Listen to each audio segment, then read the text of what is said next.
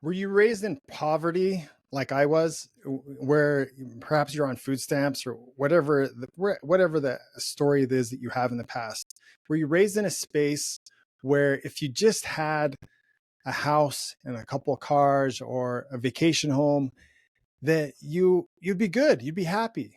Or perhaps like Grant Cardone teaches that you've most people talk about wanting to be mega wealthy, but when they get the house and the two cars and the vacation home, they're done.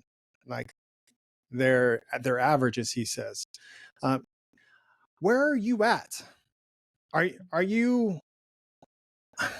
What I'm trying to get at is I just did a YouTube live and I went into some deep matters and some deep stuff. And what I'm talking about is it's a distraction of the world when you were raised in poverty like I was, and you think to yourself, man, if I could just have $1 million, if I could, if I could just,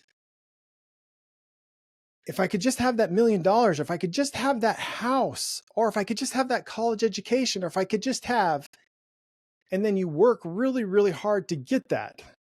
And then you get it. And then it's another thing. And then it's another thing. And that's, it's a desire that grows. And it's like the song from The Greatest Showman, never enough, never enough. My singing's way off on that. But there's never enough. But if you get all the glory of the world and you get all these things, what will that do for you when this life's over, when you go before your God? Dieter F. Uchtdorf puts it this way: if you get all the wealth of the world, it's not going to buy you a loaf of bread in the kingdom of heaven.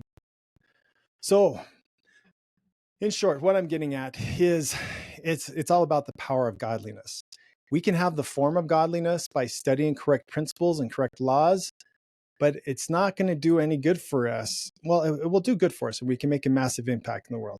But if it won't buy a loaf of bread for us in the kingdom of heaven, if you get all the wealth of the world and lose your soul in the process, you got good and honorableness, which is awesome. But that's the glory of the moon, which is a reflection of the light of the sun. It's not the source of sun that radiates light to other people.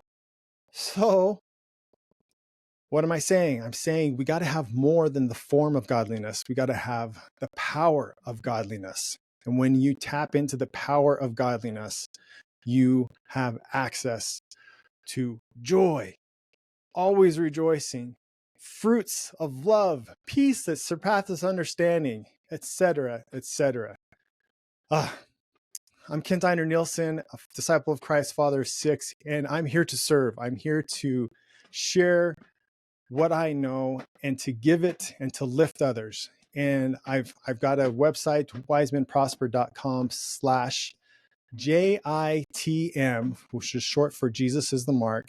And in there, I'm doing a blog and talking about the weightier matters, which is the power of godliness and how that will make an impact in people's lives so that we can change the world by not only having the form to become a good and honorable man of the earth, the form of godliness that is, but having the power thereof. So let's do this. Let's make a difference. Let's go change the world, and have a great day.